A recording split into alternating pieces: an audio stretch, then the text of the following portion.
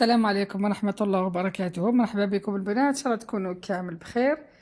اليوم في مطبخ وحلويات أم سليمان نحضر معكم خبيزات محشيين بزاف خفاف وبزاف هايلين. هنا الحشوة اختيارية، كل واحد يدير الحشوة اللي تعجبه. نبداو بسم الله بالوصفة تاع اليوم. هنا في ريسيبيون نحطو كاس حليب يكون دافي،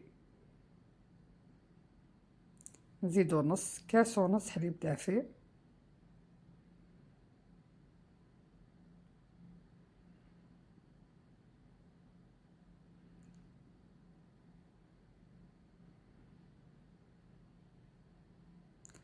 مغرفة تاع الأكل خميرة الخبز، ومغرفة تاع الأكل السكر.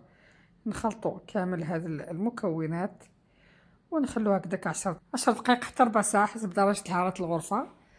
ونزيدو عليه نص كاس تاع ياغورت طبيعي يكون على درجة حرارة الغرفة، ملازمش يكون بارد، خرجوه قبل. نخلطو كامل هذه المكونات. نص كاس تاع الزيت، زيت المائدة، حبة بيض، خل أبيض. الخل يلعب دور محسن في الحلويات ولا في المخبوزات.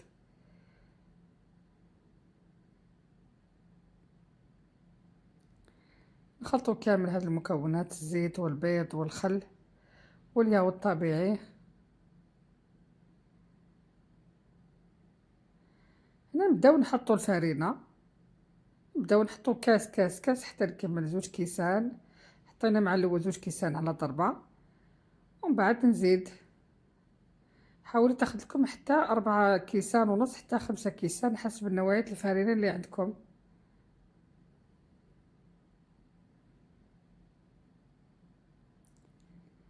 الكاس الثالث لازم تحصلوا على عجينه تكون طريه، تكون شويه تلصق، ما لازمش تجي جاريه، ما لازمش تجي يابسه، باش يجيكم الخبيزات خفاف وقطنيين. الكاس الرابع ما تنساوش الملح، لازم تملحوا العجينه. كي ديروا الفرينه ملحوها.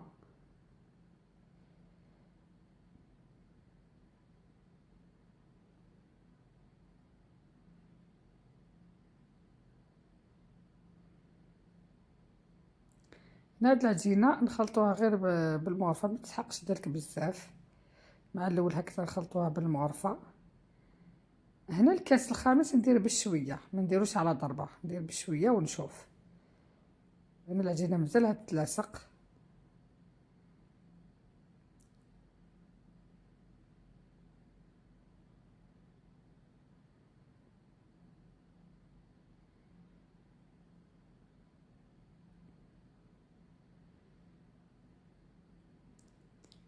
راني نزيد هذاك الكاس الخامس بشويه بشويه، قلت لكم حتى تحصلوا العجينه تكون طريه.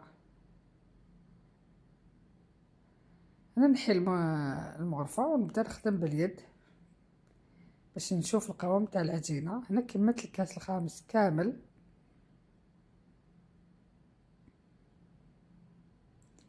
نحاول ندخل كامل هذيك الكميه تاع الفرينه ونشوف.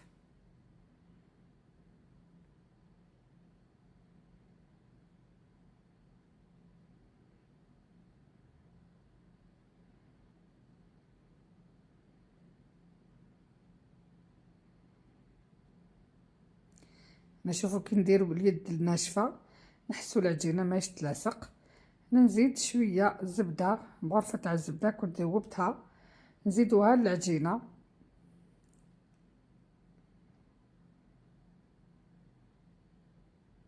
ذوبوها من بعد خلوها حتى تبرد.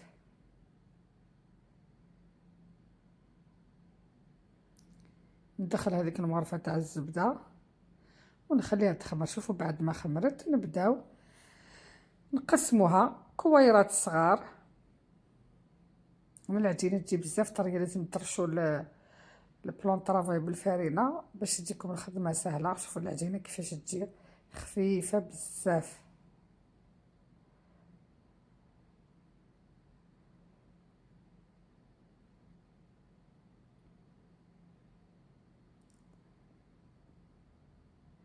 هنا نقسمها كامل ونديرها كويرات، هنا ندردر شويه الفرينه، نرش البلون طرافاي بالفرينه، ونحط هذوك لي بول تاع العجينه، نخلوهم يرتاحوا شويه باش نخدموهم.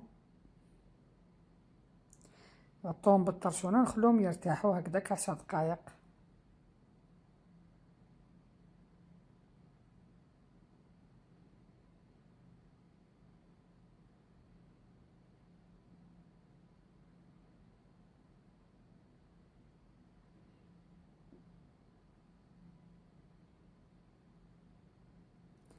هنا بعد ما ريحوا نبدا نفتح فيهم.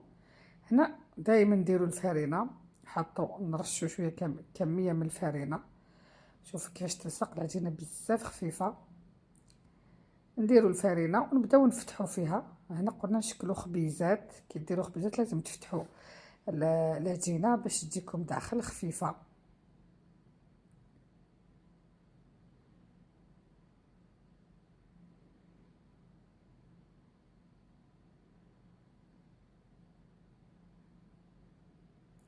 نفتحوها مليح رقيقه، كل ما تفتحوها رقيقه كل ما تجيكم خفيفه.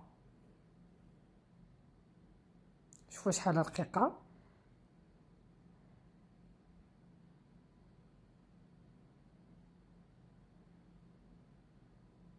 هكذا نديرو هكا شكل مستطيل.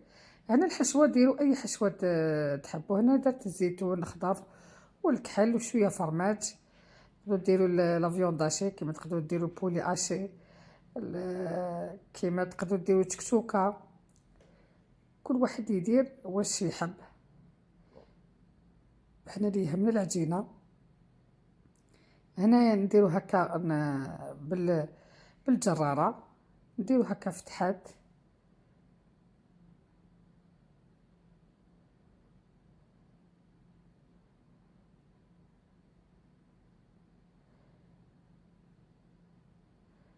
نحط الحشوه ومن بعد نبدا نغلقهم مليح باش ما تخرج لكمش هذيك الحشوه، ونبدا نرولي هاد الخبيزات.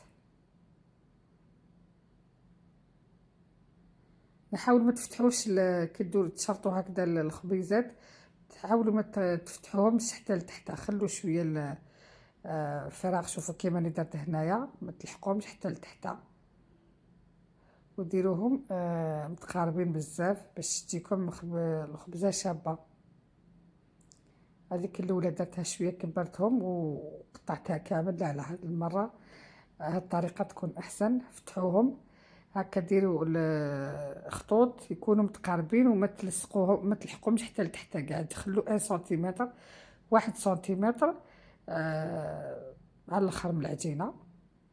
هنا نديروا الحشوه ونغلقوا بالعقل ونخلوهم يخمروا هكذاك 4 ساعات 20 دقيقه حتى نص ساعه حسب درجه حراره الغرفه اللي عندكم في ديوركم. بعد ما يخمروا ندهنوهم بالبيض. البيض اللي نديروا عليه النسكافيه ولا نديروا عليه شويه خل. انا شوفوا بعد ما خمروا، هنا تقدروا ديروهم صغار، دهنوهم. هنا درت حبه بيض مع النسكافيه وندهنوهم كامل. تقدروا ديروا عليهم فوق السانوج ولا الجلجلان ولا اي زرار عندكم. هنا الفرن نكونوا شعلناه يسخن وندخلوا الخبيزات. الفرن مع الاول نشعلوه على 200 درجه، كي يسخن نقصوا عليه 150 160 170 حسب درجه الحراره الفرن تاعكم. كاين تاع اللي يمشوا بالتريسيتي، اللي كاين يمشوا بال الفور فونتيلي مروحه، ولا كاين تاع الغاز. كل واحد يعرف كيفاش يمشي الفور تاعو. هنا انا دخلته داخل الفور يكون على 150 160 درجه الفور فونتيلي. شوفوا كيفاش يجوا. دوك نفتح